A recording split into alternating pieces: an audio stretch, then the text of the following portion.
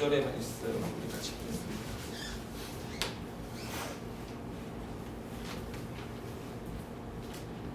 자, 우리 찾으셨으면 한 목소리로 같이 합독하겠습니다.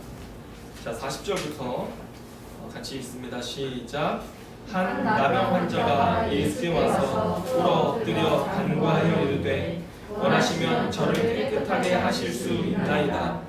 예수께서 불쌍히 여기사 손을 내밀어 그에게 대시며 이르시되 내가 원하노니 깨끗함을 받으라 하시니 곧 나병이 그 사람에게서 떠나고 깨끗하여 진지라. 곧 보내시며 엄히 경고하사 이르시되 삼가 아무에게도 아무 말도 하지 말고 가서 내 몸을 제사장에게 보이고 내가 깨끗하게 되었으니 모세가 명한 것을 드려 그들에게 입증하라 하셨더라. 그러나 그 사람이 나가서 이 전파하여 널리 퍼지게 하시니 그러므로 예수께서는 다시는 드러나게 동네에 들어가지 못하시고 오직 바깥 한적한 곳에 계셨으나 사방에서 사람들이 그에게로 나아오더라. 아멘. 자, 오늘 이 말씀을 가지고 전적인 은혜 구원이죠. 제 제목 까먹었습니다. 10번째 말씀 우리 함께 나누도록 하겠습니다. 제가 어제 잠을 못 자가지고 정신이 없어서 이해해 주시기 바랍니다. 자, 여러분, 오늘 우리가 읽은 이 말씀을 보면요, 한 나병 환자가 주님께로 와서 엎드려서 자신을 치료해 주실 것을 간구합니다. 그런데 여러분, 이 나병 환자의 태도가 굉장히 특이합니다.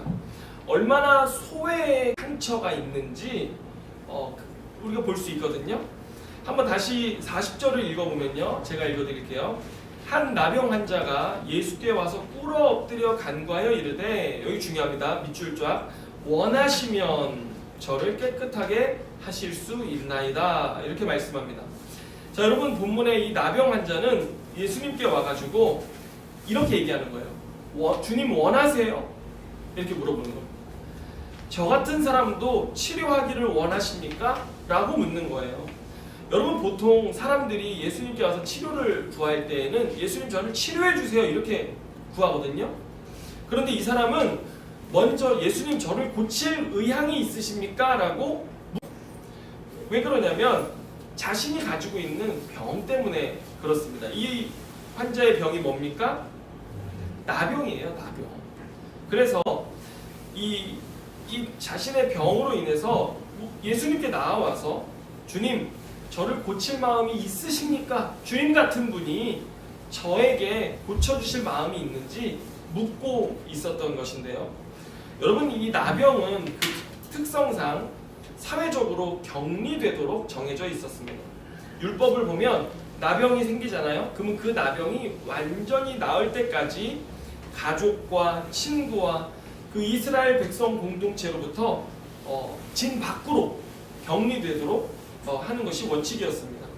그리고 이 사람과 접촉하는 사람은요, 또 어떻게 되냐면 그 사람의 부정함이 이 접촉한 사람에게도 전염되고 옮겨져서 또 격리되게 되었기 때문에 평소 이 나병 환자들은 어디에 살았을까요? 사람들이 없는 광야에, 외딴 곳에 홀로 살았습니다. 그리고 심지어 이들이 일반인들에게로 나아올 때는요, 일반인들이 이 나병 환자를 돌로 쳐도 무방하다고 할 정도로 당시 이 나병 환자들을 대하는 이 태도가 굉장히 이 거부감 있는 태도로 대했던 것이죠. 그래서 여러분, 레위기의 이 나병에 대한 말씀을 보면 레위기 13장 45절 46절에 이런 말씀이 있습니다. 나병 환자는 옷을 찢고 머리를 풀며 윗 입술을 가리고 외치기를 부정하다 부정하다 할 것이요 병 있는 날 동안은 늘 부정할 것이라. 그가 부정한즉 혼자 살되 진영 밖에서 살지니라. 이렇게 말합니다. 예? 여러분, 요즘 우리가 코로나 때문에 이 본문이 굉장히 친숙하게 이해될 수 있는데, 요즘 주변에 보면 코로나 확진되는 사람들이 너무 많습니다. 특별히 요즘은 학생들이 뭐 하루를 마다 하고 막 확진이 되는데, 여러분, 코로나 확진되면 제일 무서운 게 뭔지 아십니까? 다름 아닌 다른 사람들의 시선이 가장 두렵고 무서운 것입니다. 얼마 전에 학원에 한 학생이 아버지가 확진이 된 거예요. 그랬는데 며칠이 지나서 아버지가 확진되기 전에 이 학생이 벌써 몸이 좀 안 좋은 거예요. 그래서 학교는 쉬었는데 학원까지도 쉴 수 없으니 어머님이 약을 먹여가지고 학원을 보낸 거예요. 그랬는데 며칠 뒤 아버지가 확진되시고 진짜 그리고 이 아이들도 검사를 받았는데 줄줄이 확진이 된 거예요. 그래가지고 난리가 난 거죠. 그 학교 반 전체가 검사받고요. 그 학년 전체가 검사를 받기 시작했고요. 그리고 그 학생들이 접촉한 사람들이 다닌 학원, 그리고 저희 학원도 마찬가지죠. 그리고 서로 알지도 못해요. 학년도 다른데 같은 공간에 있기만 하면요, 다 검사를 받아야 되고 다 학생들은 최소 일주일, 많게는 열흘까지 격리되기 시작한 거예요. 그래가지고 정말 난리가 난 건데 저희 영광이 있잖아요. 같은 공간에 30분 겹쳤습니다. 저쪽 떨어져서 30분 겹쳤는데 집에서 일주일 동안 능동 감시자로 격리됐고 저는 실제로 앞에서 가르쳤어요. 그랬는데 백신을 맞아가지고 참 다행히 수동 감시자가 되어서 일상생활을 할 수 있도록 했는데 이 일 때문에 학생들이 엄청난 피해를 받은 거예요. 학교마다 시험이 연기되고요. 진짜 엄청난 일들이 일어났어요. 그런데 학부모들이요, 걔 누구야? 이게 신상을 털기 시작하는데요. 그게 줄줄줄 나오는 거예요. 누구 몇 반 누구다 이게 딱 나오는 거예요. 그래가지고 그 학생뿐만 아니라 그 전에 확진됐던 학생도 있는데 학원에 다시 돌아왔잖아요. 애가 고개를 못 드는 거예요. 벌써 부모들이 다 알고 주변에 소문이 다 나서 고개를 못 들고 다니는데 이게 정말 뭐냐면 부정함의 파급 효과라고 하는 것입니다. 그런데 오늘 이 환자가 겪었던 나병이요, 이처럼 사람을 얼마나 철저하게 사회와 격리시켰는지, 이 사람은 나병이 걸리는 순간 아내, 자녀, 부모, 심지어 정말 소중한 이웃과 친구들까지, 그리고 그 공동체로부터 완전히 격리되는 큰 아픔을 겪었던 것입니다. 오늘은 그 환자가 얼마나 오랫동안 나병을 겪었는지에 대해서는 말하고 있지 않습니다. 하지만 여러분, 그 사람은 레위기 말씀처럼 다 나을 때까지 부정하지 않습니까? 다 나을 때까지 그는 항상 격리되어져 있어야 되지 않습니까? 그렇기 때문에 여러분, 우리가 코로나 때문에 2주, 3주만 격리돼 있어도 그 심리적, 정서적 충격이 얼마나 큰지를 우리가 감안해 본다면 이 사람이 얼마나 아팠느냐는 사실 중요한 것이 아니죠. 그런 기간은 숫자에 불과한 것이지 그가 겪은 고통이 얼마나 크다는 것을 우리가 알 수 있는데요. 그런데 이 사람이 오늘 예수님에 대한 소식을 갈릴리에서 듣게 된 것입니다. 그런데 이 사람에게 2가지 장벽이 있었습니다. 뭘까요? 첫 번째는 예수님 곁에는 늘 수많은 사람들이 있으니 예수님께 나아갈 수가 없는 것입니다. 이 사회적 장벽이죠. 그런데 더 큰 문제 하나가 있었는데 나온 것처럼 심리적 장벽이었습니다. 그래서 오늘 이 환자는 예수님께서 아마도 홀로 계실 때가 언제인지 그때를 찾고 찾다가 속히 예수님 계신 대로 나와 고쳐주시기를 구하는데, 먼저 뭐라고 얘기했어요? 저 같은 사람도 주님 치료하기 원하십니까? 라고 걱정하며 주님 앞에 묻고 나와야 했던 것입니다. 여러분, 그런데 오늘 예수님의 반응은 어떻습니까?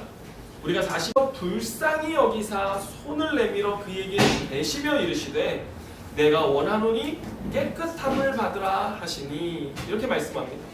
여러분, 여기 보면요, 또 한 번 예수님이 손대어 치료하시는 장면이 나옵니다. 그죠? 시몬 베드로의 장모 손대어 치료하셨잖아요. 그런데 여기에 또 한 번 손대어 치료하시는데 그때보다 더 심각한 문제가 뭐냐면요, 예수님이 나병 환자에게 손 대시면 됩니까? 안 됩니까? 율법으로 나병 환자에게 손 대는 것 자체가 금기시되는 거였습니다.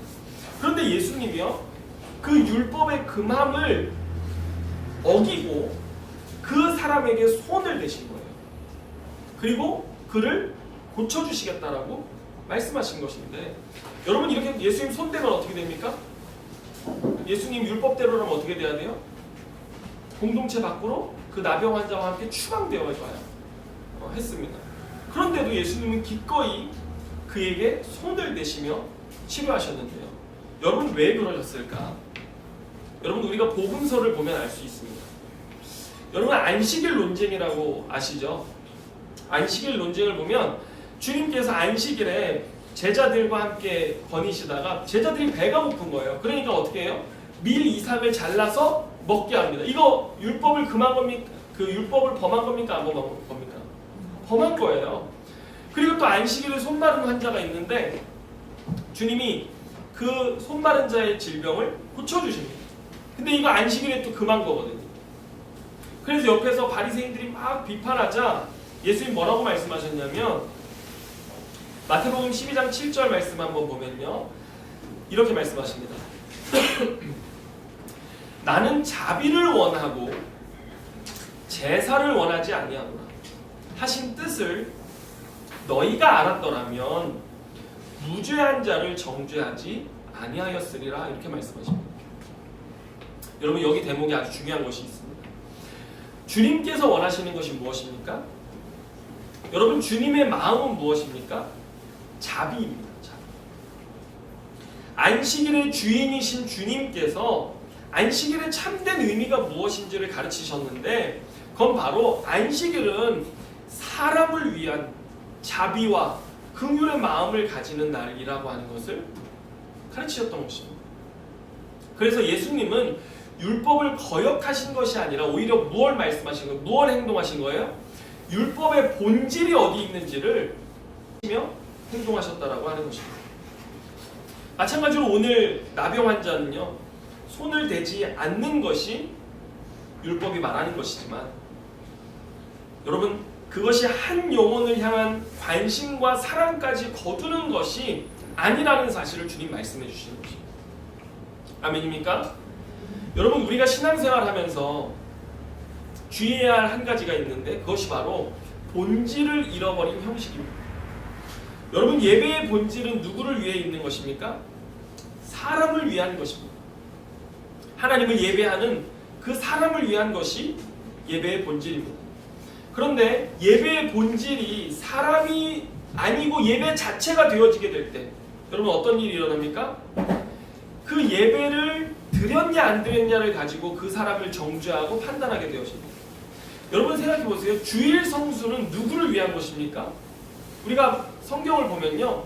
심지어 그 안식일에는 짐승들까지도 쉬게 합니다. 왜 그래요? 밭도 쉬고 포도원도 쉬고 사람도 쉬고 짐승도 쉬고 모든 것이 쉬는 날입니다. 세상적 방식은 사람이 소모되고 탈진할 때까지 끊임없이 사람을 도구화해서 노동을 시켜가지고 이익을 창출하는 것이 세상적 방식이지 않습니까? 그런데 주님이 안식일을 두신 이유는요. 쉬게 하는 것입니다. 그런 세상적 방식에서 하나님의 통치 가운데 너희가 멈춰서야 된다라고 하는 것을 가르쳐 주시는 거거든요.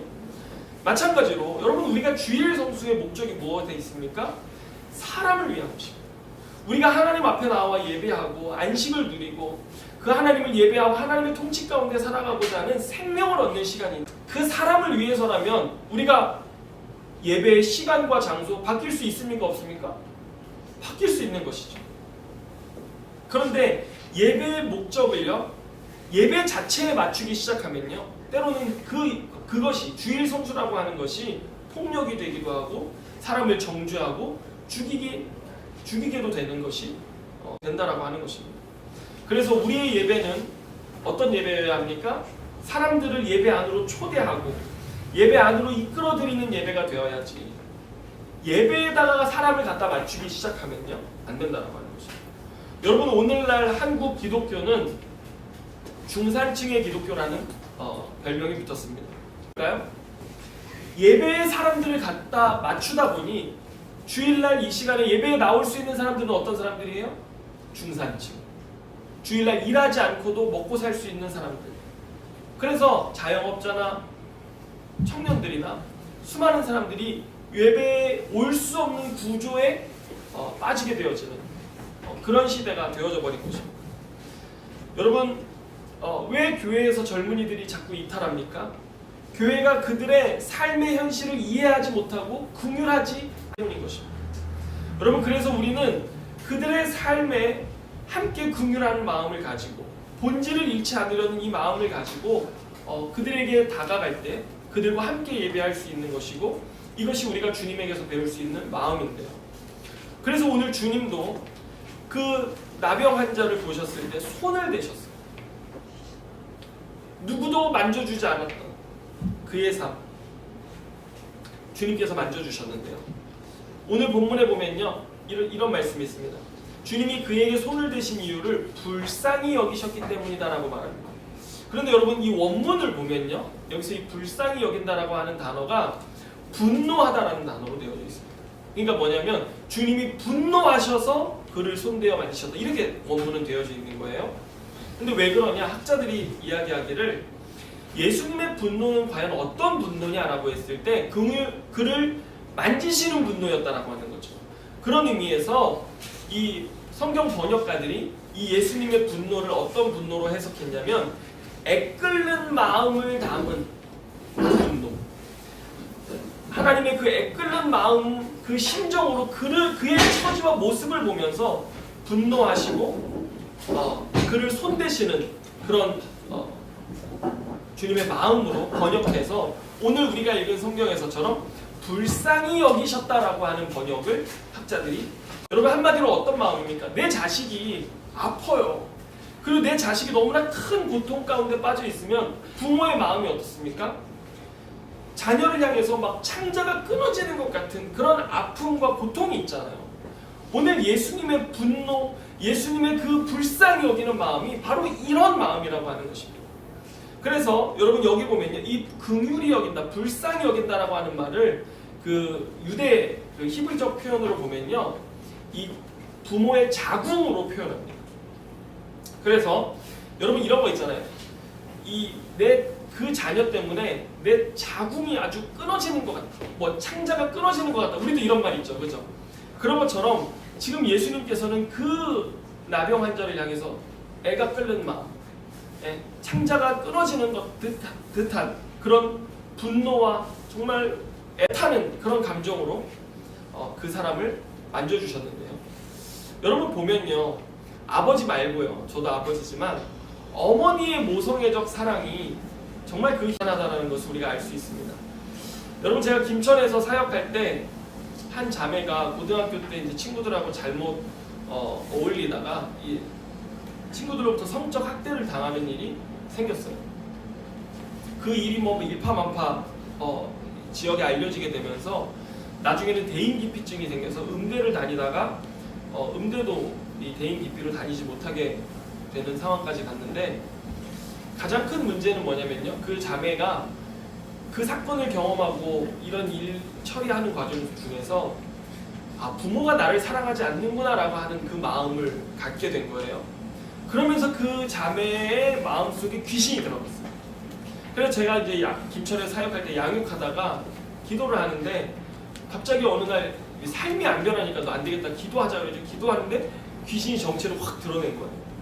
몇 시간을 기도해도 귀신이 떠나가질 않고, 나중에는요 담임 목사님도 모시고 교회 장로님 권사님들까지도 다 오셔서 정말 합심해서 기도를 하는데, 그러다가 부모님을 불렀어요. 부모님이 집사님이신데 부모님을 불렀는데 어머니 집사님은요 어떻게 한 반응이 뭐냐면 오자 달려와서 딸의 손을 붙잡고 엉엉 우시면서 내가 미안하다, 내가 잘못했다 울면서 막 딸을 위해서 기도하시고 안타까워하세요. 그런데 아버지는 경상도 분이셔가지고요, 와서 이렇게 보시라고 그러니까 어떻게 하냐, 바로 툭툭 치면서 뭐하냐, 있나, 집에 가자. 그리고 얘가 뭐 정신이 없으니까 또 바로 차면서 먼 나라, 뭐하냐, 있나라, 집에 가자. 그러시더니 훅 나가버리셨어요. 그냥 또 한참을 기도하는데 안 떠나가요, 귀신이. 그래서 이거는 내가 보건대 이 아빠가 와서 딸 내가 너 사랑한다 이 한마디만 하면요 귀신이 떠나갈 것 같은 마음이 제 안에 드는 거예요. 그래서 제가 기도하다 말고 이제 얼른 또 쫓아 내려가가지고 교회 앞에 서 계신 아버님에게 오셔가지고 딸 손잡고 딸아 내가 사랑한다 이 한마디만 해주시라, 그러면은 좋겠다고 그랬더니 또 올라오셨어요. 올라오셔서 뭐 하셨냐면 뭐 있나라 집에 가자, 너 뭐하냐 있나라 집에 이거 하시고 사랑한다는 말 한마디로 못 하시는 거예요. 그리고 또 나가셨어요.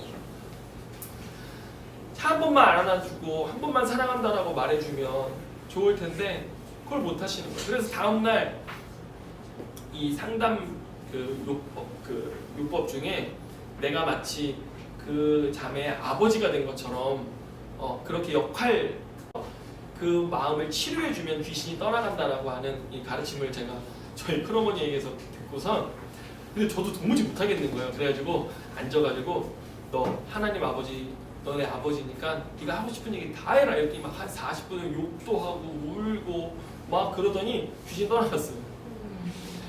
그래가지고 그 뒤에 가장 결정적인 변화가 뭐냐면요, 부모님이 이제 자기를 사랑하는 줄 알겠다는 거예요. 예.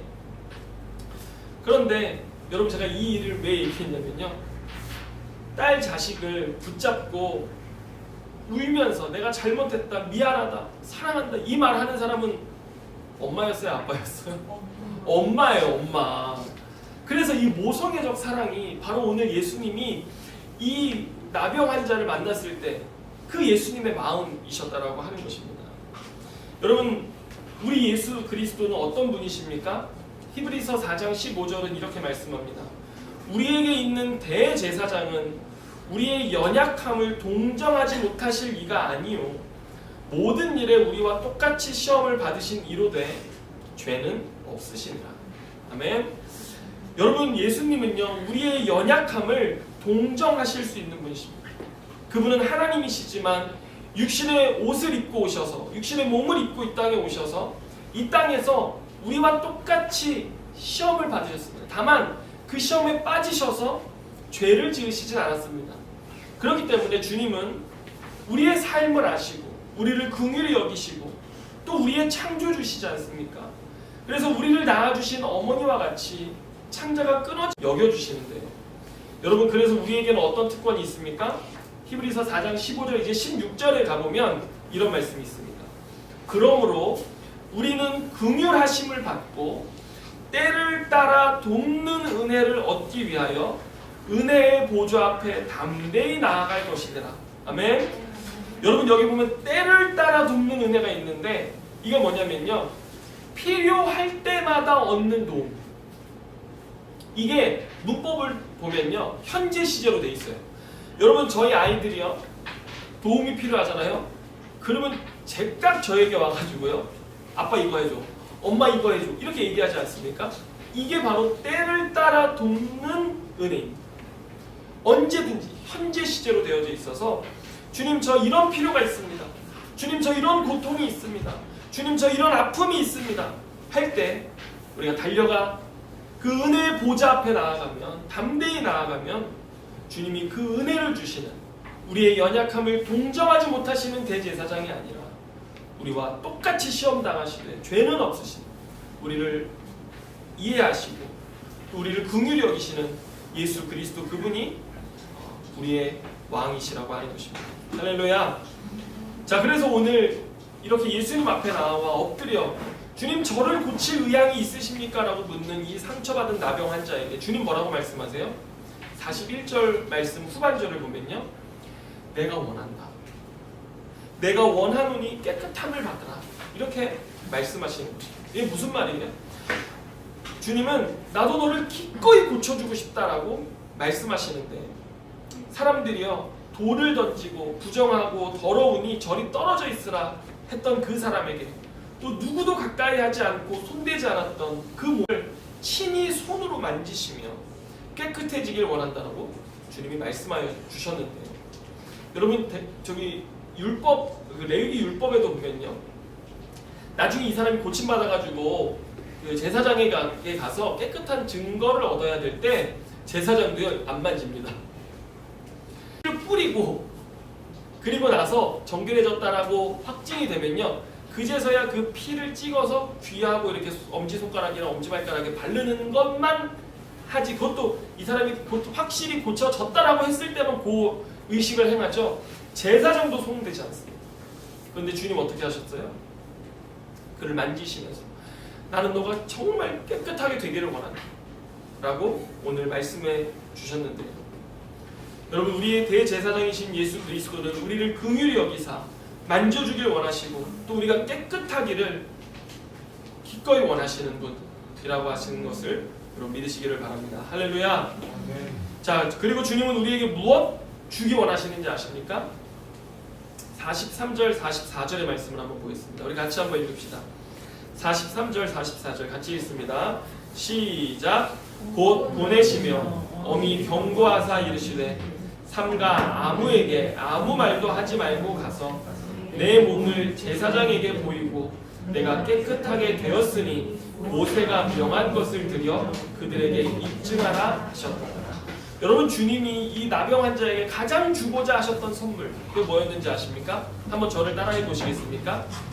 일상을 회복해 주길 원하신다. 시작. 일상을 회복해 주길 원하신다. 우리 한 번 더 합시다. 일상을 회복해 주길 원하신다. 아멘. 여러분 주님이 그 나병 환자를 고쳐주셨는데 아직 그에게 한 가지 더 남은 절차가 있었습니다. 레위기 14장을 보면요, 나병 환자가 고침받았을 때 다시 사회 공동체로 들어가려면, 자신의 가정으로 들어가려면 7일 동안을 추가로 격리하고 다시 아버지 하나님께서 정하신 율법을 따라 그의 일상을 회복하게 하셨던 것입니다. 너 제사장에게 가서 율법대로 증거를 받아 너의 일상을 회복해라 라고 말씀하여 주셨는데, 여러분 오늘 이 나병 환자에게 있어서 가장 갖고 싶었던 것, 가장 소중한 것, 그건 무엇이었을까요? 우리에게 너무나 평범한 일상인 이 일상을 회복하는 것이 그가 가장 소망하고 원했던 것이었다는 것입니다. 여러분 우리도 코로나 때문에 아직도 일상을 회복하지 못하고 있지 않습니까? 여러분 정말 우리가 이 복된 성탄에 아기 예수께서 우리의 삶에 주실 일상의 회복에 대한 그 소망을 가지시는 저와 여러분 될 수 있기를 축복합니다. 주님은 우리를요 정결케 하기를 원하십니다. 주님은 우리를 깨끗게 하기를 원하십니다. 주님은 우리를 심판하기를 원하시는 분이 아니십니다. 다만 여러분 이 코로나가 왜 생겼어요? 우리의 죄가 세상을 더럽게 하고 세상이 우리를 향해서 바이러스를 뿜어낸 것이지 우리를 심판하시려고 이 코로나를 이 땅에 두신 것이 아니라는 것입니다. 여러분 요즘 보십시오. 코로나로 요양원에 계신 부모님 뵙고 싶어도요 못 봬요. 저희 할머니도 저희 장모님이 가서 뵙고 싶어도요 유리로 아예 칸막이가 되어져 있고요 전화로만 대화할 수 있어요. 근데 할머니가 뭐 대화를 잘 하십니까? 제대로 알아듣지도 못하시는 할머니 목소리, 어머니 목소리 장인어른 장모님 가셔가지고 전화로 잠깐 듣고 오는 게 할 수 있는 최선이고요. 그리고 가족이 오늘 여기 김준성 집사님도 계시면 수술하실 때 가보지도 못해요. 저희 어머니 암 수술하실 때 저도 가보지도 못했고요. 가볼 수도 없어요. 그리고 요즘 연로하셔서 소천하시는 분들 계실 때 제가 목회자지만 목사로서 가서 인생의 그 마지막 순간을 함께 해드리고 싶은데 해드릴 수가 없어요. 들어갈 수가 없고 예배 자체를 드리는 게 금지되어져 있습니다. 여러분 저희도 오늘 참 큰 그런 소망함이 있지만 함께 모여 예배하고 또 사랑의 교제를 나누는 거, 우리 같이 차 마시고 밥 먹고 하는 그거 되게 별거 아니지만 우리에게 너무나 소중한 우리 교회의 일상이지 않습니까? 그래서 우리가 지난 1년 보세요. 벌써 1년이 더 됐죠. 같이 예배드리지 못한 게 1년이 넘었습니다. 이렇게 모인 게 기적입니다, 정말. 예. 그래서 우리에게 가장 소중한 건 무엇입니까? 일상을 회복하는 거예요. 그런데 오늘 주님께서 이 나병 환자에게 내가 너에게 그 일상을 회복해 주기를 원한다 말씀하시면서 오늘 그를 만져주시고 고쳐주셨는데요. 여러분 2022년도에는 주님께서 우리의 삶에 이 소중한 일상들을 회복해 주실 줄로 믿습니다. 오늘 나병 환자에게 그 일상을 다시 돌이켜 주셨던 것처럼 우리에게도 이 일상을 돌려주시는 2022년이 되기를 여러분 우리가 함께 기도하고 간구하며 이 땅을 위해 중보해야 될 줄로 믿습니다. 아멘. 여러분 오늘 여러분의 인생 속에 여러분의 삶 속에 주님 저에게 간절히 원하는 이것이 있습니다. 주님 제가 이 일에 있어서만큼 이 일이 정말 제 삶에 회복되어지는 이것 저 정말 갖기를 원합니다라는 그런 소원함, 소망함들이 있으십니까? 오늘 그 은혜의 보좌 앞으로 여러분의 그 기도의 제목, 간구의 제목을 가지고 나아가시기 바랍니다. 우리를 긍휼히 여기시고 우리를 동정하지 못하시는 분 예수 그리스도가 아니시고 오늘 육신의 몸을 입고 이 땅에 오신 주님께서는 우리의 아픔을 체휼하시며 내가 기꺼이 너를 고쳐주기 원하신다라고 말씀하시는 그 주님으로 우리에게 찾아오시는데 오늘 그 은혜가 저와 여러분의 삶에 넘치시기를 축원합니다. 자, 그런데 여러분 45절 말씀 보면요, 이 나병 환자 고침 받았잖아요. 그리고 예수님 뭐라고 했어요? 아무에게 아무 말도 하지 말라고 그랬잖아요. 그리고 제사장에게 가서 너의 몸에 증거를 얻으라고 그랬잖아요. 근데 이 사람이 이중적 불순종을 합니다. 이거 어떻게 하냐면요, 45절에 보면 그러나 그 사람이 나가서 이 일을 많이 전파하여 널리 퍼지게 하니 그러므로 예수께서 다시는 드러나게 동네에 들어가지 못하시고 오직 바깥 한적한 곳에 계셨으나 사방에서 사람들이 그에게로 나아오더라. 이 사람은요, 예수님이 명하신 둘 다 하지 않았어. 그리고 예수님이 하지 말라고 한 걸 가지고 가가지고 예수님이 자기를 고쳐주신 그 은혜가 얼마나 소중합니까? 내 삶에 잃어버렸던 일상을 회복해 주신 그 은혜가 얼마나 소중합니까? 가서 모든 사람에게 그것을 알리기 시작한 거예요. 그래서 지금 어떤 상황이 됐냐면요, 주님이 어디에 계십니까? 오직 바깥 한적한 곳에 계십니다. 여기 누가 있던 장소입니까? 나병 환자가 있던 장소예요.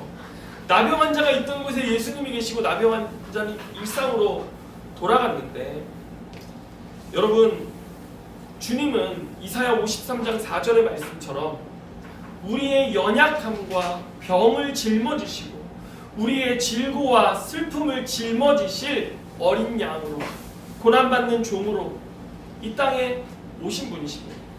그래서 주님은 우리를 정결케 하고 우리를 깨끗게 하고 우리를 치유하시고 우리를 회복하시고 구원하시는 그 일을 위해서 주님은 결국 성문 밖 십자가에서 그의 인생을 주님께 드리지 않으셨습니까? 오늘 주님은 그 환자를 깨끗하게 일상으로 회복시켜 주시듯 십자가의 그 은혜로 우리의 삶을 바꿔주시는 그 은혜를 우리에게 베풀어 주신 것입니다. 여러분, 이 성탄에 예수 그리스도께서 왜 육신의 몸을 입고 아기 예수로 이 땅에 오셨습니까? 오늘 우리를 깨끗게 하고 정결케 하고 우리를 긍휼히 여기시고 우리를 동정하실 왕으로 그의 삶을 십자가에 드리시기 위해서 이 땅에 오셨는데요, 오늘 그 주님 구원의 그 기쁨을 증거하며 매일의 일상, 이 일상 속에서 구원의 은혜를 누리는 우리의 삶의 일상 속에서 그 은혜를 증거하시는 저 여러분 다 되시기를 주님의 이름으로 축원합니다. 기도하겠습니다. 하나님 아버지, 감사합니다. 주님, 우리에게 정말 우리가 회복하기 원하는 우리의 일상, 우리의 소원이 있습니다. 주여, 오늘 우리를 긍휼히 여기시며 우리를 동정하여 주시는 주님, 우리의 삶을 회복시켜 주옵소서. 온 세계가 코로나로 신음하고 수많은 사람들이 죽으며 고통당하는 이때에 주님, 우리를 깨끗게 하여 주시기를 원합니다. 주님, 잃어버린 우리의 일상을 회복시켜 주시기를 원합니다. 주여, 우리가 주님의 은혜의 보좌에 때를 따라 돕는 은혜를 구하기 위하여 오늘 이 시간 나아가오니 주여, 우리를 고치시고 이 땅을 새롭게 하시며 그 십자가의 보혈의 은총으로 모든 병마를 씻어주시고 바이러스가 떠나가게 하여 주시고 오직 주님, 우리에게 일상을 회복시켜 주옵소서. 주님, 우리 성도들 소원하는 기도의 제목이 있습니다. 그 기도의 제목마다 주님 기꺼이 응답하여 주시고 내가 원한다 말씀하여 주시는 그 음성 들려 주시옵소서. 모든 것 주님께 감사드리며 예수님의 이름으로 기도드립니다.